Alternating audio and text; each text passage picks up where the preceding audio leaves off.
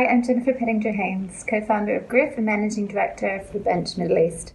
I'm excited to share this AHIC Rewind with you. It's one of my favourite sessions from the last couple of years with Griff. It features Raymond Blanc, who is the head of the Sustainable Restaurant Association, and he really is speaking to a lot of issues that I think have accelerated in the last 18 months around sustainability and hospitality industry. He was so passionate that he was literally almost jumping out of his chair at some points of the conversation. So enjoy. I hope that you also join us at AHIC in September, which is going to be including the Global Restaurant Investment Forum this year. So I hope to see you then. Thanks. So, as you know, we have a very special guest today, Chef Raymond Blanc OBE, Légion d'honneur, proprietor of the 2 Michelin star Le Manoir in Oxfordshire, also the larger Brasserie Blanc group. I believe you've trained 38 Michelin starred chefs, and of course you also consult on restaurant projects, so quite a full suite of talents. I noticed that the first slide you had up there was a quote from David Attenborough, which I thought was quite interesting. And so before we dive into the broader issues of sustainability, and touching, of course, upon your role as the president of the Sustainable Restaurant Association, I was wondering if you could tell us a little bit about what has influenced your passion for this topic. First, I will talk about the quote of David Attenborough, because this man is a legend. That man has worked with nature, whether it is sea, earth, everywhere. He's been so much deeply involved, and he has seen, and witnessed some extraordinary, damaging changes. And it's very rare for a man to make such a statement, because this man is apolitical. This man is really honest, and he never would somehow make such a statement for the sake of it. So I think we should listen to that statement, and it means something so important for all of us, hoteliers, restaurateurs, chefs, retailers, whatever. It's important. That means we need change. We need to create change. Mm-hmm. You joined the Sustainable Restaurant Association as the president, of course, in 2012. I was wondering if you could talk a bit about how that came about and your work with that association.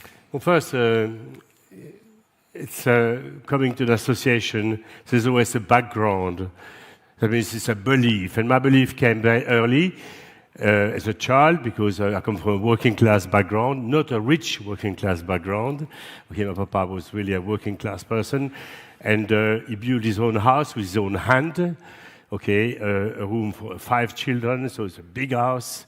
He built a beautiful, huge garden after the south of Belmont Manoir 4 Saisons. And this garden would provide the whole food for the 7 children, for the family of 7. There I learned all the basics: the soul, the varietals, the hard work, seasonality, and then all this work which goes on. And once my friends were playing football, I was digging the garden, removing the stones.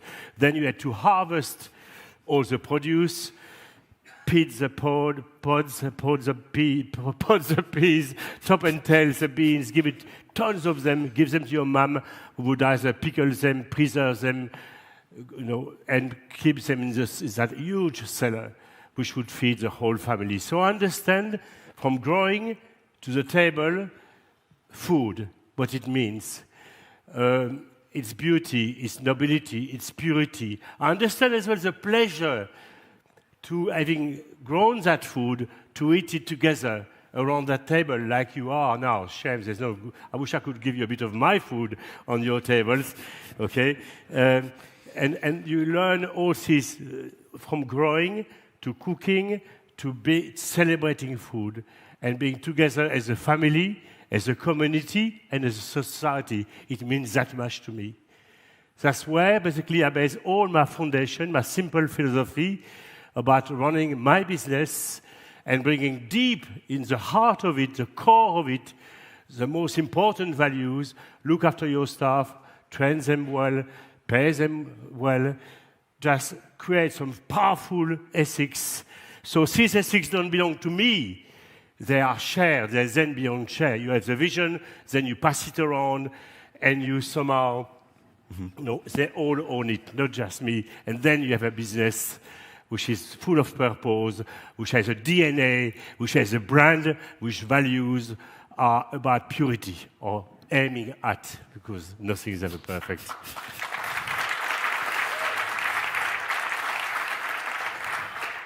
What was the question?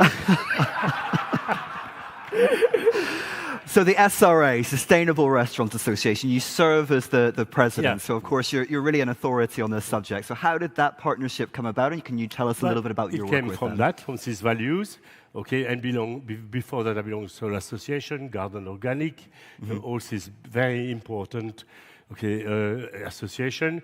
And then I love the idea of the SRA because that was the first, I believe it was the very first organization who truly understood the huge problems, of growing food, of consuming food, of the global warming, of all. They're all interlinked, and they understood that very well, and they immediately reacted to it and created this wonderful association, which has now 7,300 restaurants, which now are adhering to certain criteria of quality and who commit to change their ways. I have myself written it took me about 2 months to write all the memorandum, all the questionnaire, in order to somehow help see any business, and that's very important. The SRA is here, like many other groups, like Green Hotelier. There are some amazing other competitors, who truly. But we are here to help you to understand better, assess on how you can move forward with your business and to make it more ethical, more sustainable, better in every possible way. And I know this SRA will do just that. So it's that crucial because often if you want to do it by yourself, I don't think so it's a great idea. Get the knowledge somewhere. It's there. It's not that expensive. It's worth the investment, and I think that investment will be worthwhile. So let's apply that to you then, because of course Le Manoir has always adopted... I would like to say one little line here in between.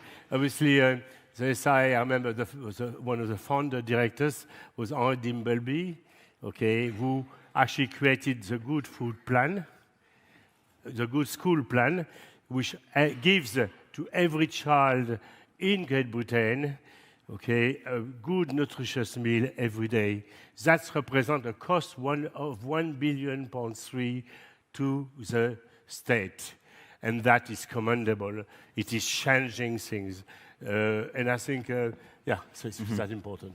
It's great. So you say that's great. You say that's great. It is great, though. That's great. It's amazing, and it's great work. And of course, Okay, fine. And of course, sustainability isn't just about being environmentally conscious; it's about being socially aware as well. Absolutely. And I know that that's something that you're very passionate about. Yes, sustainability. Food connects everything. Connects. Which kind of society we're going to create tomorrow, what kind of hotels we'll create tomorrow, what kind of businesses we're going to create tomorrow, what kind of landscape, what kind of agriculture, all the decisions that we are taking now, all this discussion which now we are engaging with, it's about change, and that is exciting because we need to change. We cannot go on to do more of the same. So let's bring it back to you in your business. Le Manoir is as a good example, a 2 Michelin star restaurant in Oxfordshire. I don't know if anyone here has been there, but it's really exceptional and one of the top dining destinations in the country. It's been sustainable from the outset. So can you talk about some of the sustainability principles that you've adopted at that restaurant?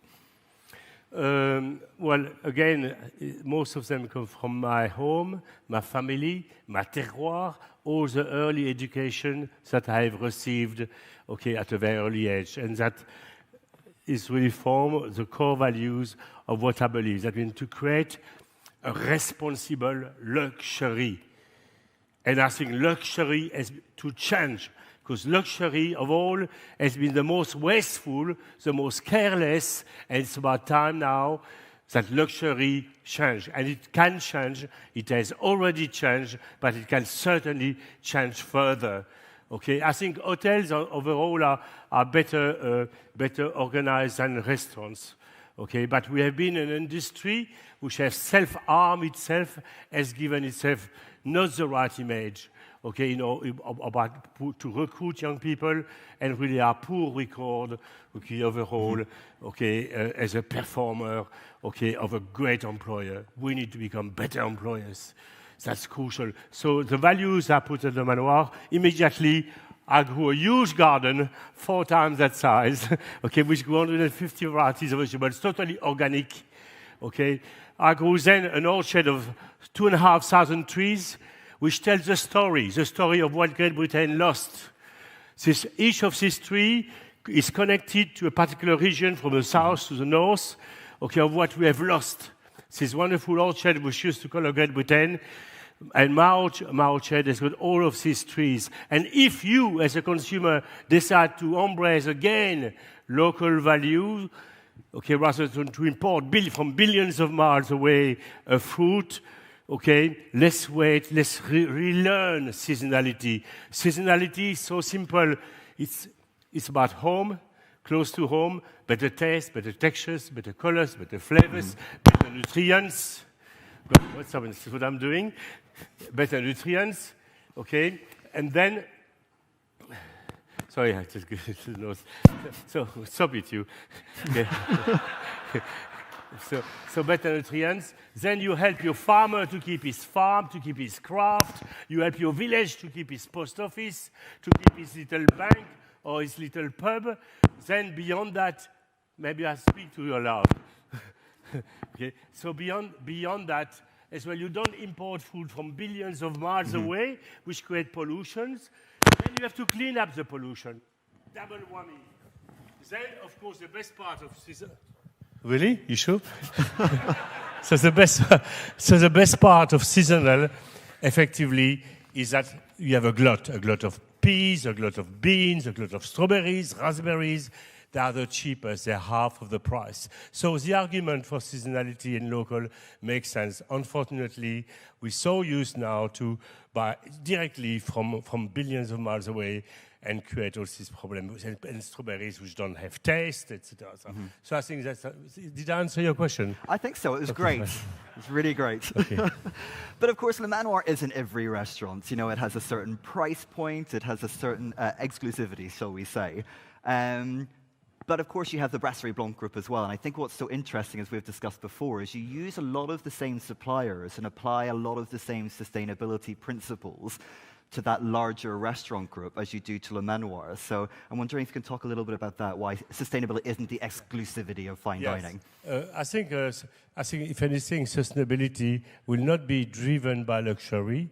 It will be driven by the high street. It will be driven by the retailers, which can contact millions and millions. We are, as a luxury brands, connecting maybe with 0.1%, okay, of the total customers. But we are influencers. But having said that, a bigger change will definitely happen in the sector, okay, of the high streets, okay, from the street food, the little cafe, brasserie, okay, all these places really, which the big group like Wagamama, like McDonalds, like Costa Coffee, and all these are forming the core value of the bigger change. Okay, and that's exciting. I just have written somewhere, which I have lost because I keep losing everything, but it's quite interesting. The cheer, oh, my glasses. I always keep them there, but not today. Okay. You know, for example, if you take Costa Coffee, and just little changes, don't have to be big. Let's start slow. Let's build it up. Okay. Costa Coffee, 10 million of cups recycled this year. Okay, after consulting a waste management consultancy. Okay, so then Wagamama now use a lot more plant-based. That means you don't have to grow protein, which are obviously polluting, will create greenhouse effects, because after all, agriculture is 30% responsible for the greenhouse effects, okay, and the pollution, okay. You have Oaxaca, okay, which has been named the most sustainable group. You have Leon, who has been absolutely brilliant, zero landfill, absolutely a model for the fast food industry, okay? You have Brasserie Blanc, I'm very proud, and I have one name to give, is Clive Fretwell, he's my chef. I trained him when he was no bigger than that.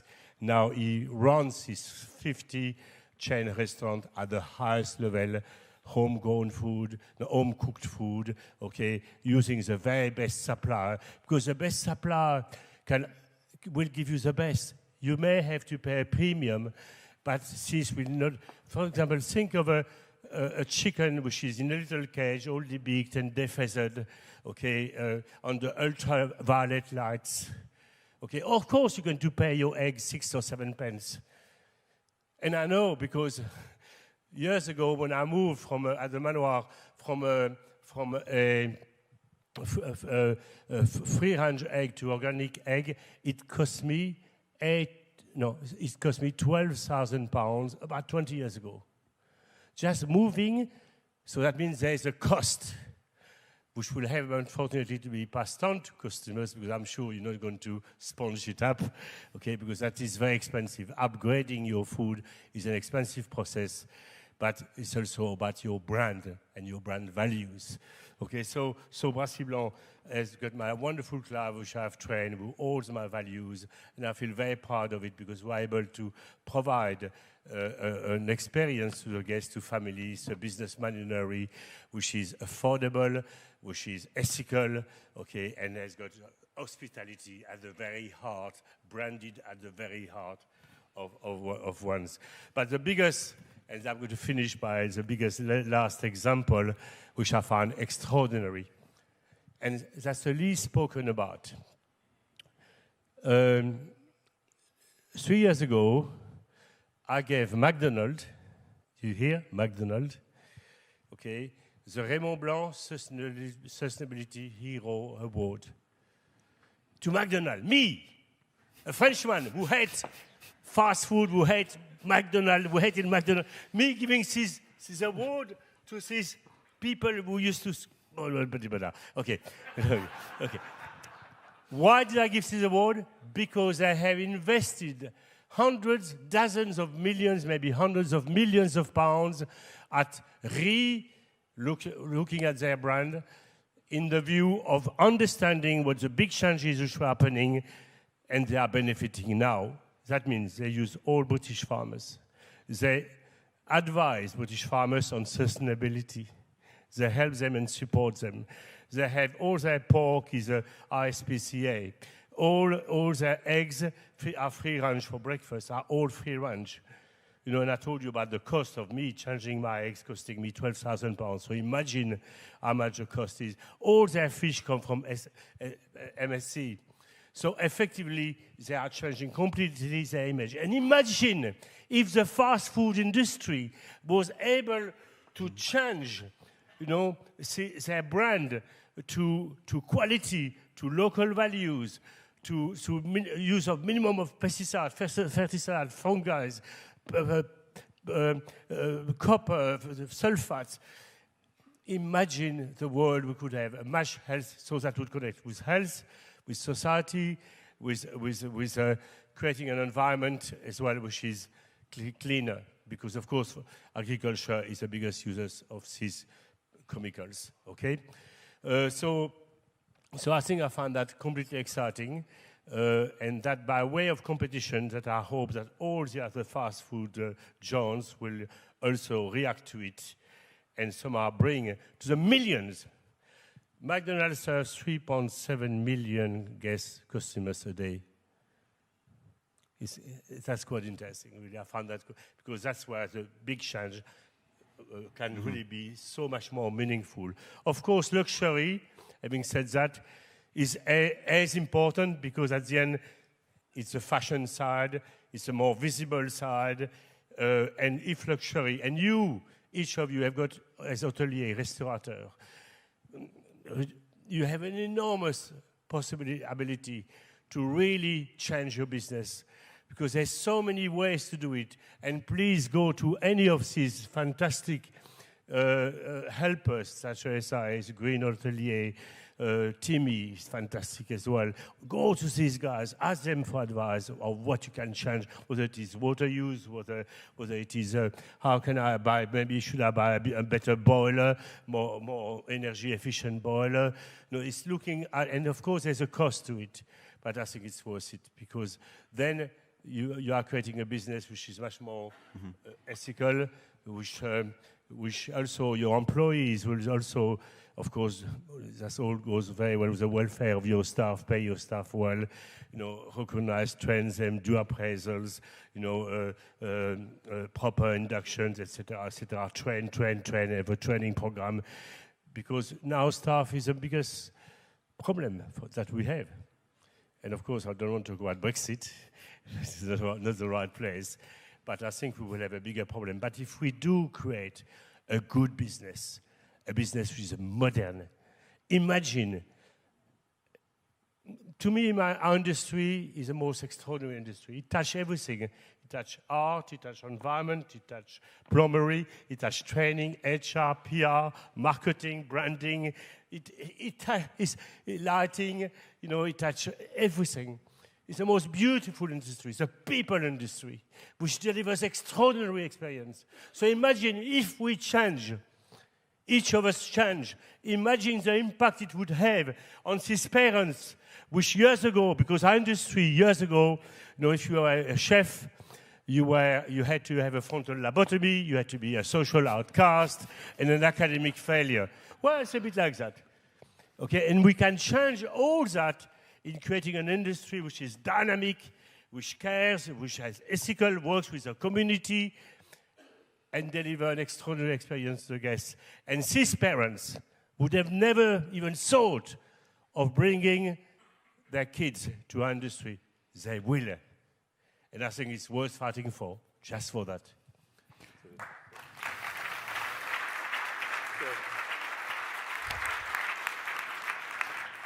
So what about those restaurants that don't know where to start on this journey? You've talked about sustainability as a revolution, but one that can only happen in baby steps. So if you're an operator or a restaurateur, what is that first step on a kind of tenable, sustainable journey? Yes. You cannot create a revolution in 5 years. It took 70 years of abuse and ignorance to be where we are. It's only these last 10 years or so that we are really reacting to this and be aware through media attention, of all these problems. So you cannot change suddenly 70 years of abuse into 5 years knowledge. It takes time. And what is really exciting now, really, is that knowledge is replacing ignorance. And knowledge is empowering.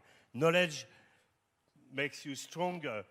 And knowledge is what do you call it? It brings people together.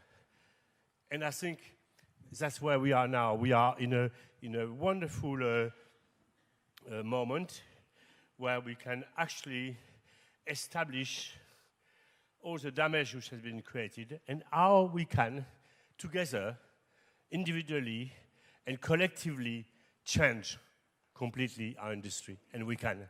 And we will. And we can. And I believe that strongly. What was the question?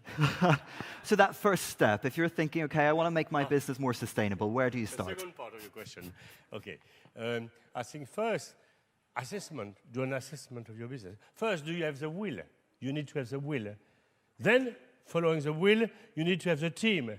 Your team, from GM to right down to the commis or washer up, needs to get involved, needs to believe in it. If you don't believe in it, don't even start changing it.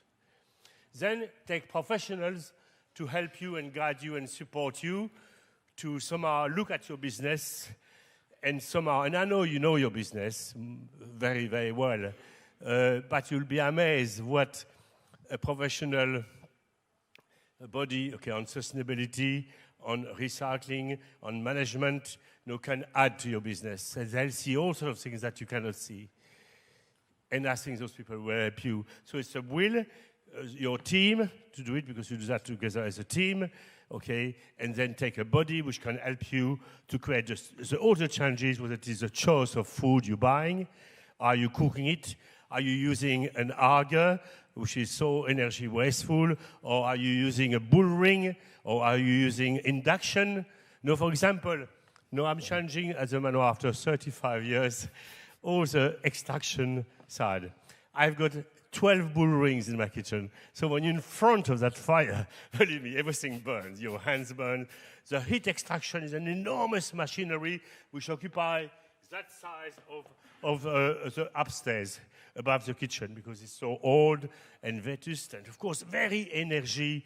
It saps energy, extracts energy a great deal.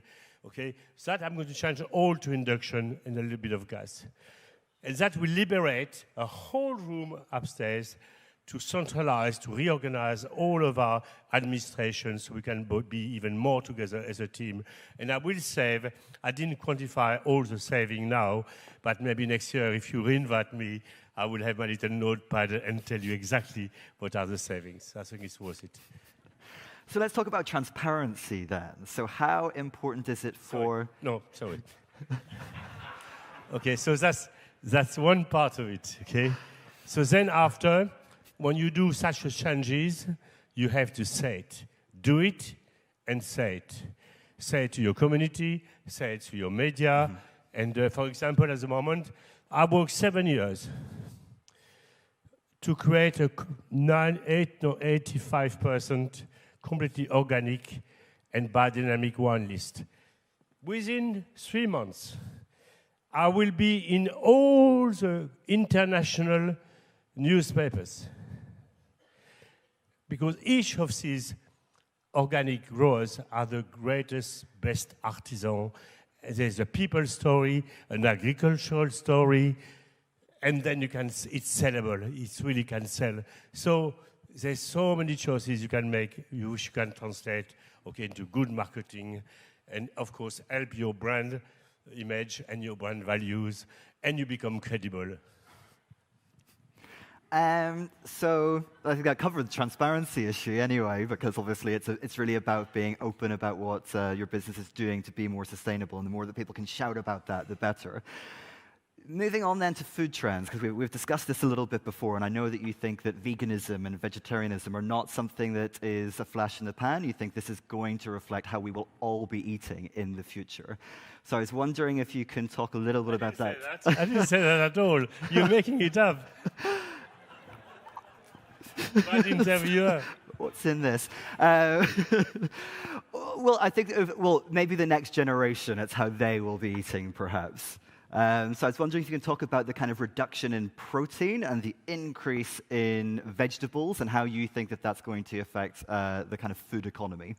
I'm sure in these rooms, there are large groups, there are single, independent, and great hotels and restaurants. There are chains. I think all of us have seen a number of mega changes which are happening. Now we have a consumer who is knowledgeable, who is aware, who is more responsible. He understands the extraordinary complexity of the problems. This consumer is your customer as well.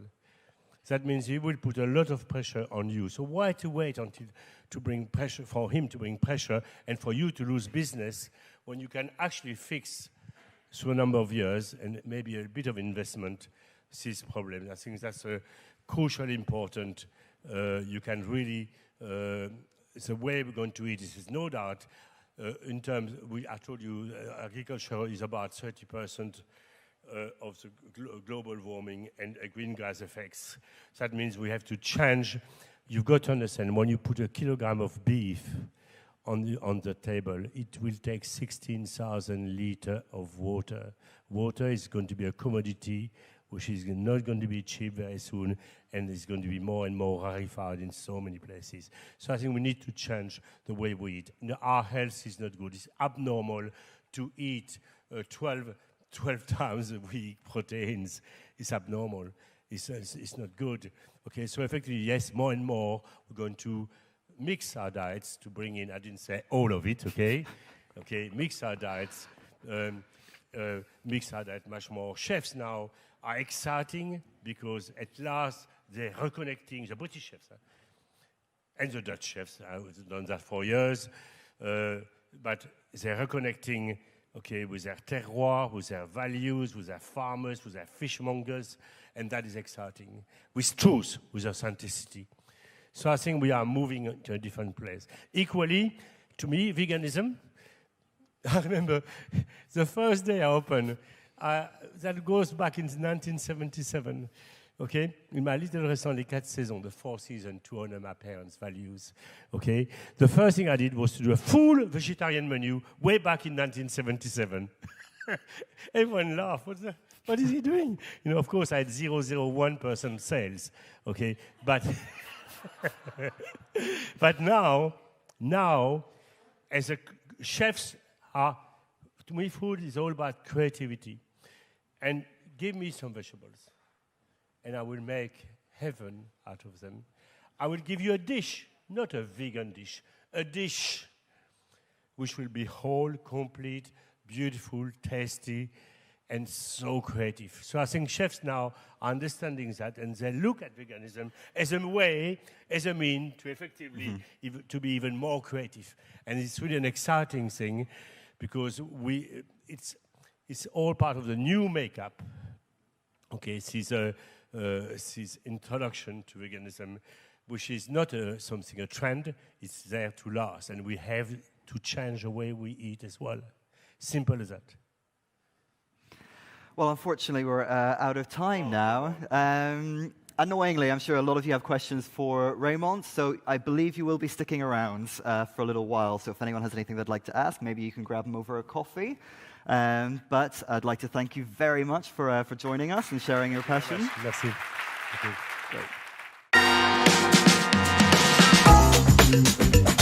Great.